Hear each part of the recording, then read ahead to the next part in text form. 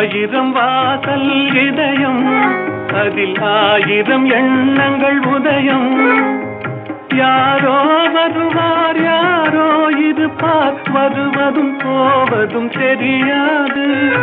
ஒருவர் மட்டும் குடியிருந்தால் துன்பம் ஏதுமில்லை.